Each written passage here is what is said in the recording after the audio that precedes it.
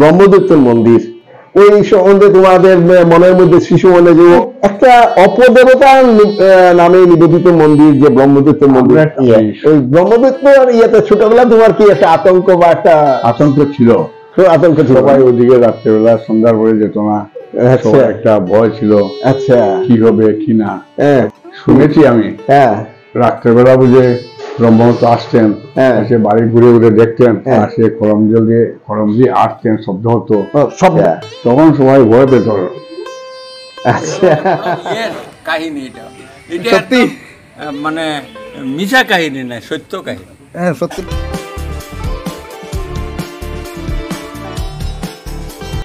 তো এই মুহূর্তে আমি এসে গেছি সেই অতীতের স্মৃতি ধরে, যে ফ্যামিলি, যে পরিবার, যে বাড়ি, ওই বাড়ি হলো জগৎজীবন দাস মহাশয়, ডাক্তার ছিলেন এবং খুব সুনামধন্য একজন ডাক্তার, আর উনারই বাড়ি। তো সময়ের করাল গাছ অনেক কিছুই পরিবর্তন হয়ে যায়, অনেক কিছুই বদলে যায়, সমাজ, ঘর, বাড়ি, পরিবার, অনেক কিছুই বদলে যায়। তো এই অবস্থায় ওনার পরম্পরার যে বংশের যারা যারা আছেন, অনেক ছড়িয়ে ছিটিয়ে নানান জায়গায় আছেন, যেসব স্মৃতি এখনো বর্তমান, তারই কিছু অংশ, কিছু ঘটনা, কিছু বিষয়বস্তু আমি তুলে ধরার চেষ্টা করছি। এই তারই স্মৃতি এখনো রয়ে গেছে, এখনো কিছুটা তুলে ধরবার চেষ্টা করছি। তো এই সেই দিনের স্মৃতিগুলো এখনো রয়ে গেছে। এখানে একটা হিন্দুর বা এই জাতীয় কোনো একটা চাপ দেখা যাচ্ছে, একটু জুম করছি। হ্যাঁ, তো ওই যে কার্নিশ করা এখনো লোহার টিনের কাজগুলা রয়ে গেছে।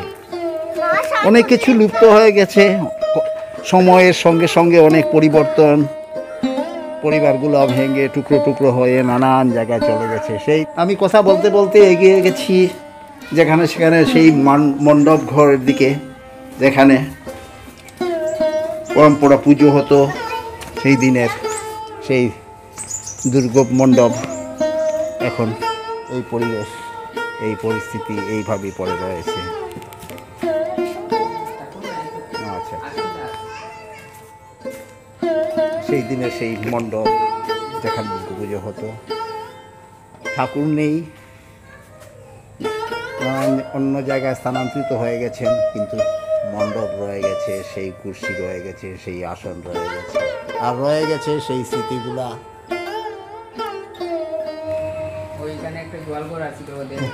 কোথায়? এটা ছিল গোয়ালঘর।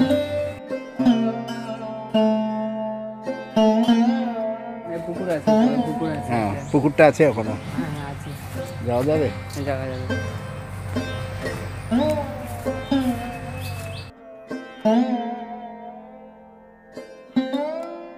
এই সেই পুকুর ঘাট যেটা ছিল সেই সময়ের, এখন এই অবস্থা, এটা ডুবাতে পরিণত হয়ে রয়েছে, কিন্তু ঘাটগুলার স্মৃতি এখনও রয়ে গেছে।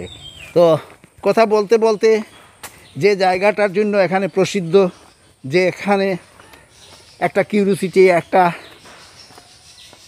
ভীষণ ভীষণ রকমের উৎসাহ, না, যে মন্দির, ব্রহ্মদৈত্যের মন্দির, ওই ব্রহ্মদৈত্যের মন্দিরের দিকে এগিয়ে যাচ্ছি। এই সেই পথ। তো সাধারণত অনেক কিছু আমরা শুনি, জানি, যে ভৈরব মন্দির, শিব মন্দির, কালী মন্দির, দুর্গা মন্দির, নানান, কিন্তু ব্রহ্মদৈত্যের মন্দির এটা সাধারণত আমরা শুনি না, জানি না। এই ব্রহ্মদৈত্যের মন্দির যে একজন অপদেবতা, এই ব্রহ্মদৈত্যর যে কথা, সেই ব্রহ্মদৈত্য বলতেই আমাদের মধ্যে একটা ভৌতিক কথা, ভৌতিক বিষয় উঠে পড়ে, একটা কৌতূহল জাগে, আর এই কৌতূহল নিয়েই এই আশা এবং থলমূল জেনে নেওয়া। যেখানে তো শুনেছি যে ভৌতিক ব্যাপার হলেও সেই দেবতার মতোই উনার অ্যাক্টিভিটিস, উনার বিষয় ছিল। উনি কোনো অনিষ্ট করতেন না, মানুষকে সতর্ক করে দিতেন, মানুষের ভালো যাতে হয় সেই দিকেই চিন্তা করতেন, একদম মানুষের মতো। তো আমি কথা বলতে বলতে এসে গেছি এই সেই জায়গা যেটাকে শ্রী শ্রী ব্রহ্মদৈত্য আশ্রম এখানে লেখা আছে।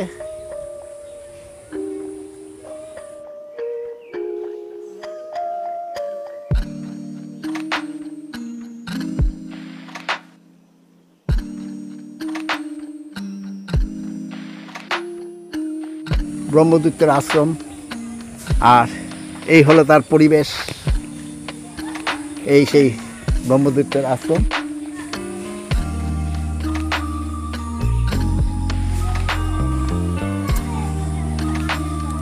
একটা গাছরা, আর এই হলো তার পরিবেশ। ছোট ছোট ছেলেমেয়েরা স্কুল থেকে ছুটি আসছে, ওরা বোধহয় ওদের স্কুল শেষ হয়ে গেছে। হ্যাঁ, কি তোমাদের স্কুল ছুটি? হ্যাঁ, কোন ক্লাসে পড়ো তুমি? তুমি? Bye bye bye bye bye bye. তো হঠাৎ স্কুল ছুটি হয়েছে আর ওরাও আসছিল, আর আমিও এইদিকে আসছি, রাস্তার মধ্যে ওদের সঙ্গে দেখা।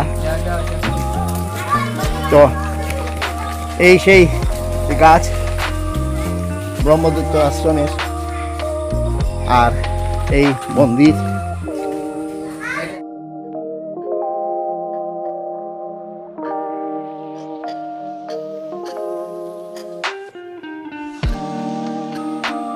আর এই সেই স্থান,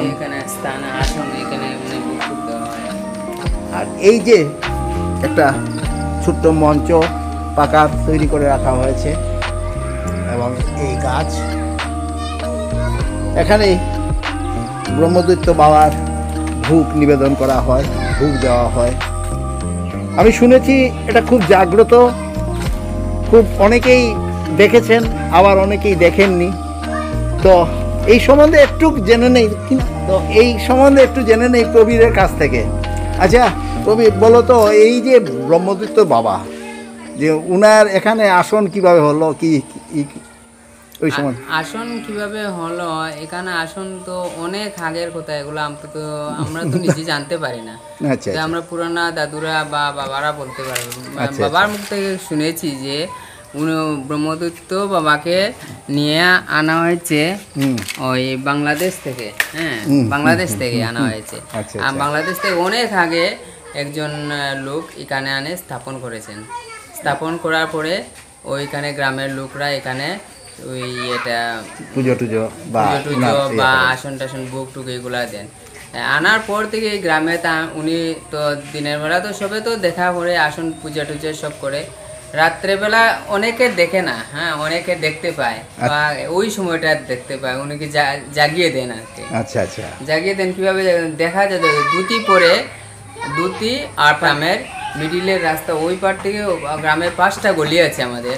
ওই 5টা এক এক করে 5টা গলি, গ্রামের মিডিলের দিকে রাস্তা, 1 নম্বর গলি থেকে 5 নম্বর গলি পর্যন্ত, মানে মিডিলে দিয়ে একটা রাস্তা আছে, ওই রাস্তা দিকে উনি চলাফেরা করতেন। আচ্ছা, এখন খুব কমই দেখা যায়। হ্যাঁ, কমই দেখা যায়, তবুও দেখা যায়।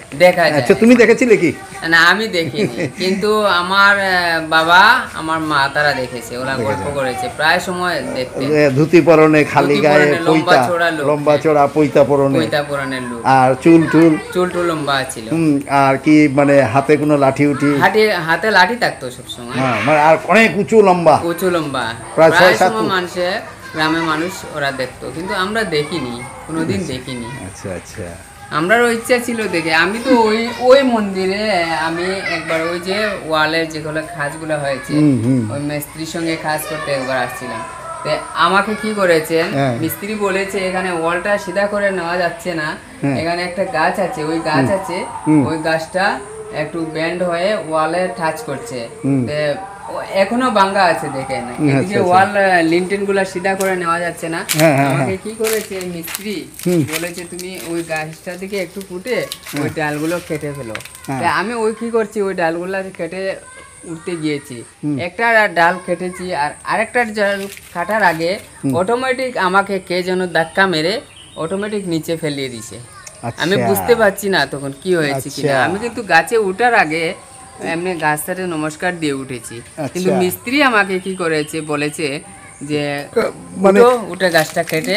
ও আচ্ছা, তুমি যখন কাটার জন্য চেষ্টা করছিলে, একটা কেটেছো, তখন হঠাৎ তোমার মনে হয়েছে দুটো ডাল দেখেছেন না, ওই দিকে পশ্চিম দিকের ডালটা আগে কেটে দিয়েছি, আর পূর্ব দিকের ডালটা কাটার সময় মনে হয়েছে যে কেউ যেন তোমাকে ধাক্কা মেরে ফেলে দিল। পুরোটা কাটতে পারিনি, অর্ধেকখানি কাটছি, কাটার পরখানেই দেখি আমাকে কে যেন পিছন দিকে এরকম ধাক্কা মেরেছে। ধাক্কা মেরে আমাকে ঠিক লিন্টনের নিচে পোস্টের গাতার মধ্যে খাদা পড়ে আছে, ওই কাতার মধ্যে পড়ে আমি এমনভাবে পড়েছি আর কি, পড়েছি বিশ্বাস করতেন না। এটা মানে নিচে লিন্টেন, আমার মাথাও ফেটেনি, শরীরে কিছু হয়নি আমার। আচ্ছা, সব ঠিক করে ঘন্টা খানেক পরে আমার সেন্স আসে। আচ্ছা, এখানে কি কি কোনো উৎসব টুৎসব হয় নাকি? হ্যাঁ, এখানে প্রতি মাসে একবার কীর্তন হয়। এখানে কীর্তন হয়, ওরা যেখানে কীর্তন মৃদং প্রত্যেক শনিবারে সন্ধ্যার সময় করে, প্রত্যেক শনিবারে হোক আর নাইলে মাসে একটা শনিবারে ওরা করে।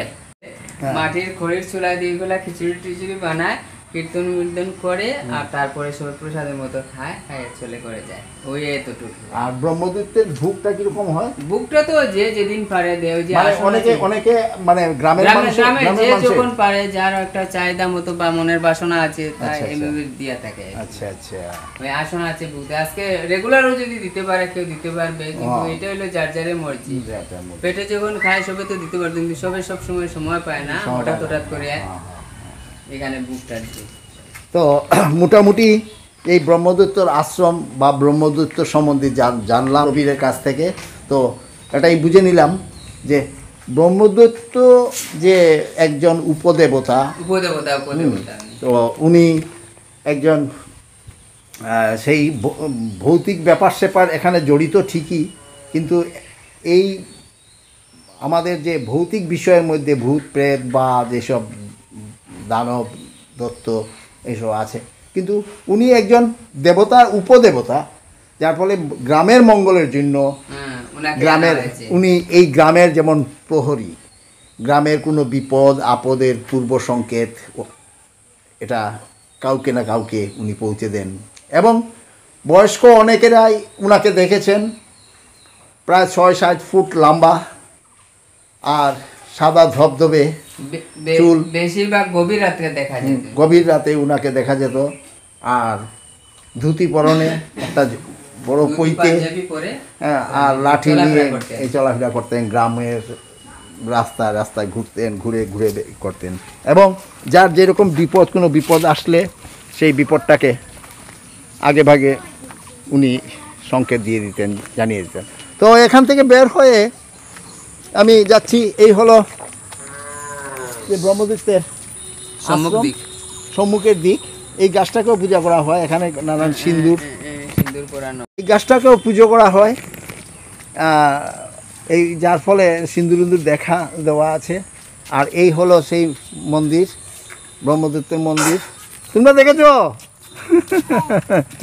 নাম? তো এই হলো সেই আশ্রম এবং মন্দির যেটা। আর এই হলো গ্রামের পরিবেশ। তো এখান থেকে বের হয়ে এগিয়ে যাচ্ছি, ওখানে একটা আখড়া রয়েছে, ওই সামনেই রয়েছে জগন্নাথ মহাপ্রভুর আশ্রম।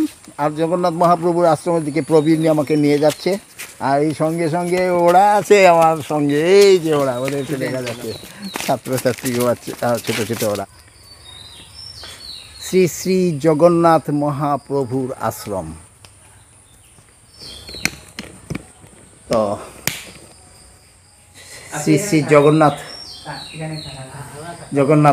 মহাপ্রভুর আখড়া মন্দির, যে আখড়াতে যেসব দেবতা আছেন, জগন্নাথ মহাপ্রভু জগন্নাথ, আর এখানে রয়েছে মহাপ্রভু, আর মধ্যেখানে দেখা যাচ্ছে গোপাল। এই হলো একটা সুন্দর পরিবেশ, প্রকৃতির পরিবেশে শান্ত ধীর স্থির সেই মন্দিরগুলা। তো এই আখড়ার যিনি বাবাজি, ওনাকে আমি পেয়ে গেছি। সুদর্শন গোস্বামী। তা আপনার শুভ নাম হলো শ্রী সুদর্শন গোস্বামী। তো এই মন্দিরে কি কি অনুষ্ঠান হয়? মন্দিরে তো জন্মাষ্টমী হয়, জন্মাষ্টমী হয়, দোল হয়, রথ হয়, এরকম অনুষ্ঠান হয়। আচ্ছা আচ্ছা। আর এমনি গ্রামের কোনো পূজা টুজা অনুষ্ঠান বা কোনো গ্রামের মানুষের মাঝে মাঝে ভোগ নৈবেদ্য দেয়, এখানে ভোগ লাগে, কীর্তন হয়, গীতা পাঠ হয়, এরকম চলছে। আচ্ছা আচ্ছা। তো আমার নমস্কার, প্রণাম, অনেক অনেক ধন্যবাদ আপনাকে। ধন্যবাদ। তো আমি সম্পূর্ণ গ্রামটা ঘুরে চলে এসেছি আবার এই জায়গায় যে বাসা থেকে রওনা হয়েছিলাম, ওই বাড়িতেই। জগজ্জীবন দাস মহাশয়, ভাতুষপুত্র। আপনার শুভ নামটা? অমরেন্দ্র দাস। অমরেন্দ্র দাস, উনাকে পেয়ে গেছি। আপনার বয়স কত হলো? আমার 85। 85। তো শুনেছি আপনি সার্ভিস জীবনে বাইরে বাইরে ছিলেন। কোন ডিপার্টমেন্টে ছিলেন? আমি ছিলাম পুলিশ ডিপার্টমেন্টে। আচ্ছা আচ্ছা। এই যে ব্রহ্মদৈত্যের যে আশ্রম, যেটা দেখে এলাম, তো ওই ব্রহ্মদৈত্যের আশ্রম জেনারেলি অনেক মন্দির বা শিব মন্দির, ভৈরব মন্দির, কালী মন্দির, দুর্গা মন্দির, এরকম নানান মন্দিরগুলোই আমরা শুনে থাকি বা ইয়ে থাকি। এখানে ব্রহ্মদৈত্যর মানে আশ্রমটা কেন? মানে ব্রহ্মদৈত্য মানে একজন উপদেবতা বা উপদেবতা। তো এই হিসাবে ওই ব্রহ্মদৈত্যর সম্বন্ধে যদি আমাদের কিছু বলেন। উপদেবতা কি বলবো, ওই ঘরের একজন, অনেক আমরা দাদু সম্পর্ক ওই ঘরের। হ্যাঁ, ওই ঘরে। আচ্ছা আচ্ছা। উনি গেছিলেন, তখন ছিল পূর্ব পাকিস্তান। উপদেবতা তার মানে এটা বাংলাদেশ, এখন বাংলাদেশ, বর্তমানে বাংলাদেশ। আচ্ছা। আগে ছিল এটা পূর্ব পাকিস্তান। আচ্ছা। এই জায়গাটার নাম ছিল মেউয়া গ্রাম। মেউয়া গ্রাম থেকে আসার সময় রাস্তাতে একটা শিশু উনি দেখেছেন। আচ্ছা। তে শিশু তো খাচ্ছে, ওই তখন ওকে উঠাইয়ে ওই ঘরের মধ্যে, ওই ঘরের বারিন্দায় রেখেছিল, ওই ঘরের বারিন্দা। আচ্ছা আচ্ছা। তো খাসা করছিল, আর একটু পরে দেখা যায় ছেলেটা নাই। আচ্ছা। নাই, এরপরে ওই আপনার এখানে দেখা যায় যে আমাদের এই যে পুষ্করিণীর উত্তর পারে ওই দেখা যায় ওই ছেলেটা, এরপরে দেখা যায় ছেলেটা নাই। আচ্ছা। ওই এরপরে এটা মানে বছরা হইছে, মানে প্রচার প্রসার হয়ে গেছে। একটা গল্প, একজনের মুক্তি কার এরকম ব্রহ্মদৈত্য আমারে নিয়ে আইছো, তোমরা আমার একটা জায়গা দেও, ওই স্থান। আচ্ছা, তাহলে ব্যাপার হইছে। এরপরে তাই কইছেন যে আমারে প্রত্যেক বৃহস্পতিবারে আমারে খাওয়ার দিবায়, মানে একটা ভোগ দিবায় প্রত্যেক বৃহস্পতিবার। ওই গ্রামের মানুষরা পালাক্রমে আজকে আমার, কালকে অমুকর, পরশু অমুকর, ওই রকম করিয়া ওইটা এই শুরু হয়েছে, এখনো চলে। তো উনি হঠাৎ ওই রাস্তায়, গ্রামের রাস্তার মধ্যে দেখলেন একটা ছোট্ট শিশু কাঁদতেছে। Near about 8 kilometre distance. 8 kilometre. আচ্ছা আচ্ছা আচ্ছা আচ্ছা। তো উনি তখন ওই শিশুটাকে, বাচ্চাটাকে নিয়ে আপনাদের বাড়িতেই নিয়ে আসলেন। নিয়ে এসে বাইরে বারান্দা রাখলেন। কিছুক্ষণ পরে মানে বাড়ির সবের সঙ্গে একটা আলোচনা বা কি হলো, কি একটা বিষয়, কার বাচ্চা কিভাবে, এরকম ওইসব আলোচনা করতে গিয়ে বাইরে দেখেন নাই, হামাগুড়ি দিয়া বাচ্চাটা উত্তর পারে গেছে। মানে শোনা মতে, আমরা তো দেখি নাই, মুখে দেখার কথা না। ওই দিন থেকে আরম্ভ, মানে এই ব্রহ্মদৈত্য স্থান এটা। আচ্ছা আচ্ছা।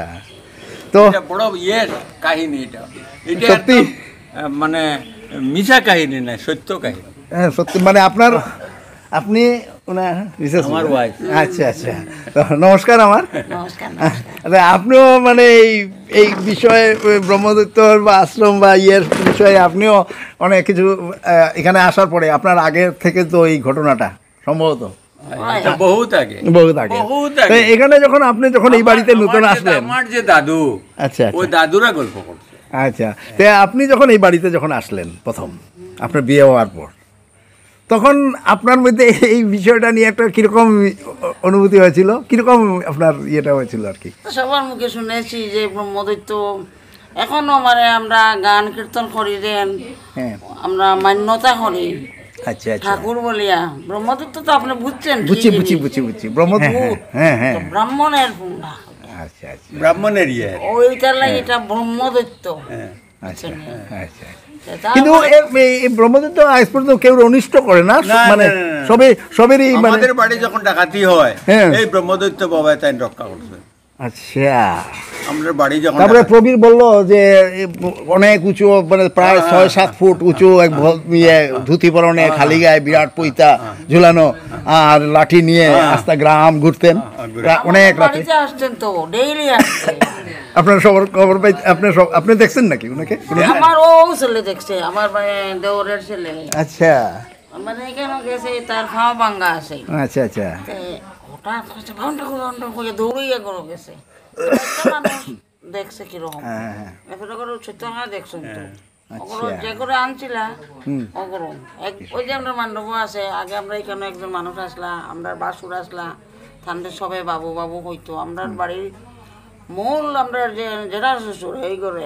আচ্ছা, ফাইন মানে এই 12 ইয়ের মাঝে 5 গ্রামের মাঝে তাই ডাক্তার আসলা। এখন তো অঞ্চলের ডাক্তার, ডাক্তার আপনার বাড়িতে তো আপনারা পরিবারে বা আপনারা বংশে তো অনেকেই ডাক্তার।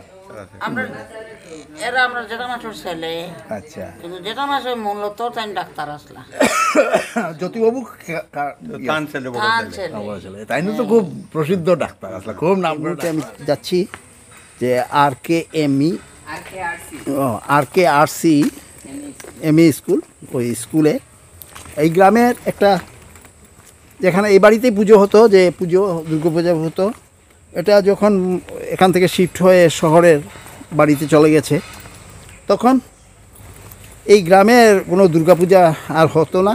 তারপরে এই গ্রামে যখন পুজো হতো না, তখন সবাই গ্রামের মানুষ ভাবলো যে ওই স্কুলের ধারেই একটা মণ্ডপ তৈরি করে ওখানে দুর্গাপূজা অনুষ্ঠানটা করবে।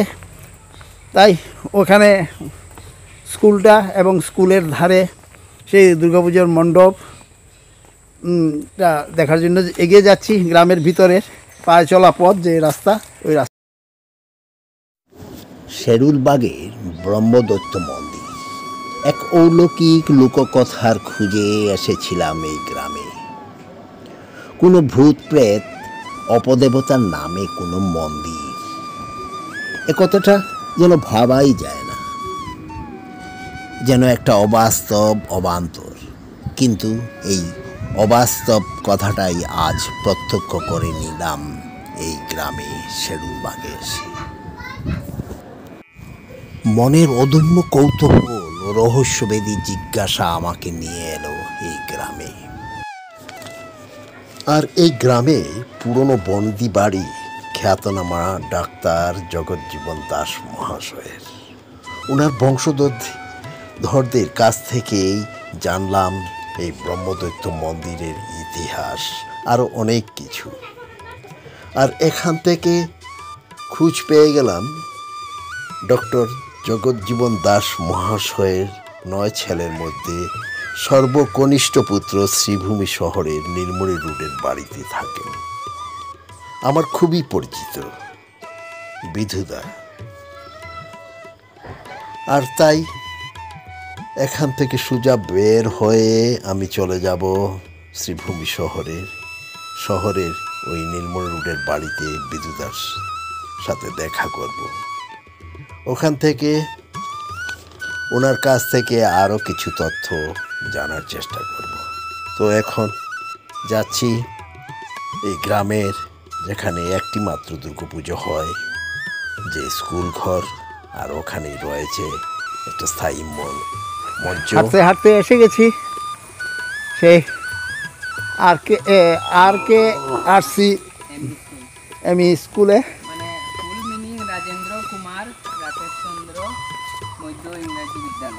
এটা একটা দান করা জায়গাতে, ওই ভদ্রলোকের নামেই স্কুল, আর এই হলো তার পরিবেশ।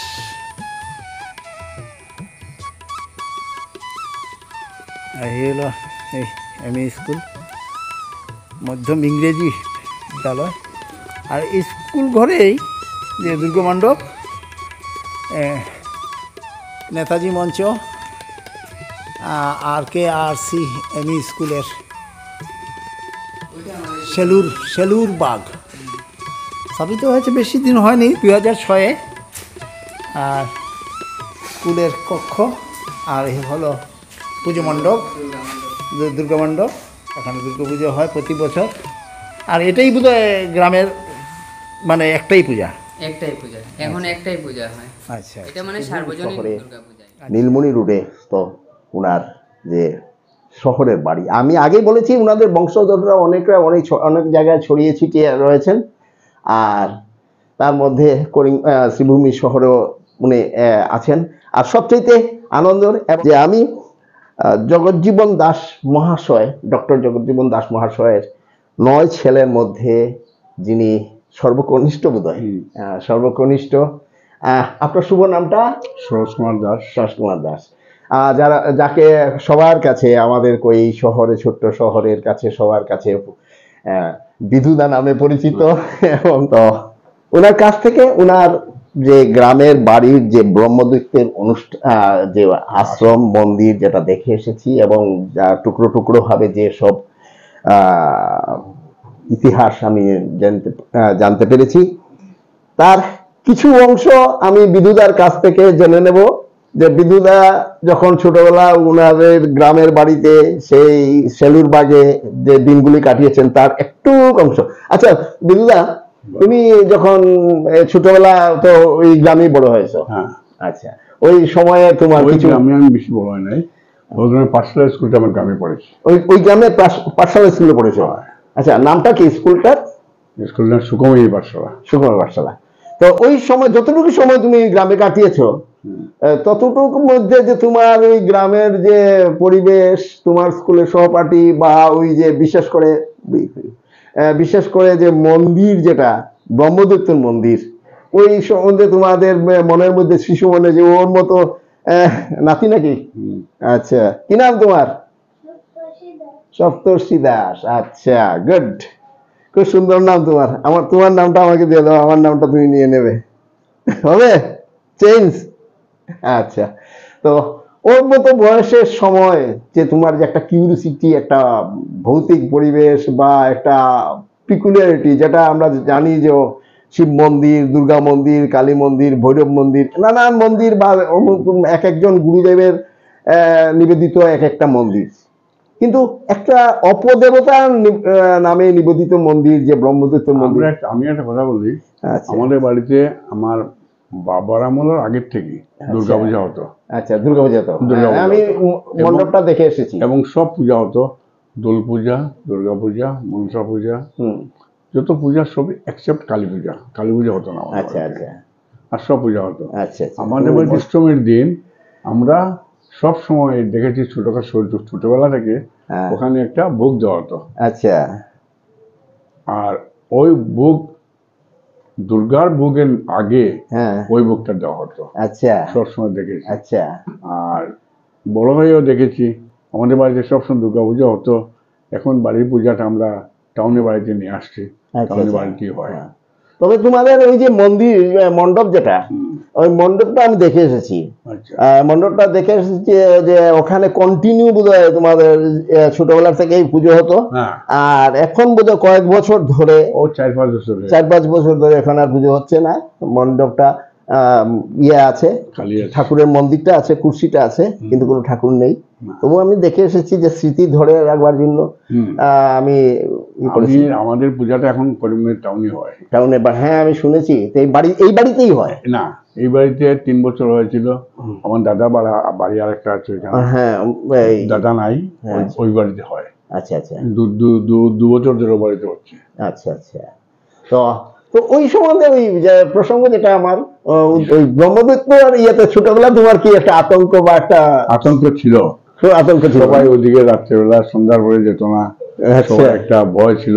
আচ্ছা, কি হবে কি না, এবং কেউ অসুচি বলে কোন জিনিস যে ছিল, ওইসব মানে যারা ওই তখন ওই ছায়া মারাতো না, ওই দিকেই যেত না। আচ্ছা আচ্ছা। সবার একটা কথা আছে আমাদের বাড়িতে, শুনেছি আমি, রাত্রেবেলা বুঝে ব্রহ্মদত্ত আসতেন, এসে বাড়ি ঘুরে ঘুরে দেখতেন। আচ্ছা আচ্ছা।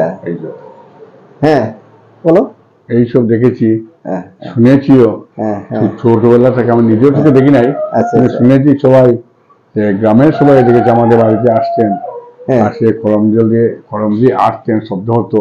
শব্দটা হ্যাঁ তোমার দাদা বোধ ওই যে রমেন্দ্র দাস দাদা তো দাদা হন, এই শুনেছি সবাই শব্দ শুনতো, আটার শব্দ শুনতো। আচ্ছা। তখন সবাই ভয় পেত। আচ্ছা। পরের দিন সবাই আবার ওই দিন যে শুনেছে সবাই একটা বুক দিত, ওখানে ভোগ টুক দিত, ভোগ টুক দিত, কীর্তন হতো। আর গ্রামে প্রায় কীর্তন হতো, ওখানে সপ্তাহে একদিন তো হতোই, এছাড়া মধ্যে মধ্যে আর সপ্তাহে একদিন ছাড়া হতো মধ্যে মধ্যে। আচ্ছা আচ্ছা। তো মানে এমন একজন দেবতা, উপদেবতায় যখন মানে আমি যতটুকু কালেকশন করতে পেরেছি মানে ইয়ে করে, আর ওনাদের কাছ, তোমাদের কাছ থেকে বা তোমাদের ইয়ের কাছ থেকে যতটুকু জানতে পারলাম যে একজন উপদেবতা ও মানুষের যে মঙ্গল করতে পারেন বা মঙ্গলের জন্য যে এখনো ইয়ে রয়েছেন, সক্রিয় রয়েছেন, আজকে গ্রামের রক্ষাকর্তা হিসাবে, সেটা ইয়ে। আর খুব জাগ্রত, এবং সবাই এখনো পুজো দেয়, কি বল সপ্তাহে একদিন দুদিন, কেউ কেউ রুজি দেয়। কেউ কেউ রুজি আছে, শনি মঙ্গল তো আছে। আচ্ছা। অমাবস্যা পূর্ণিমা সব দেয়। আচ্ছা, এখন আমি তোমাকে বলি বিনোদা, তোমার জীবনে এই ব্রহ্মদৈত্য ঠাকুর, ব্রহ্মদৈত্য উনার আশীর্বাদ তোমার কাছে সবচেয়ে ইম্পর্টেন্ট কি একটা, যে আমি এই সুফল পেয়েছি বা এই ধরনের? সুফল পাই কি পাই না বুঝি নাই, কিন্তু আমাদের বাড়ি যখন যাই, বাড়ির ঢুকার রাস্তার প্রথমেই আমরা ব্রহ্মদৈত্যকে প্রণাম করি। আচ্ছা আচ্ছা। সবাই যে বাড়ি থেকে আসে, কোনো দাদা বাড়ি থেকে আসে, দিদি বলতে দাদা, বৌদি, বাতিজা, যে বাড়িতে আসে সবাই আসে, ওই জায়গায় আগে প্রণাম করবে, এরপরে বাড়িতে যাবে। ওইটা আমার বাড়িতে একটা ট্রেডিশন হয়ে গেছে। তো অনেক কিছু জানতে পারলাম আমার বিদুদার কাছ থেকে।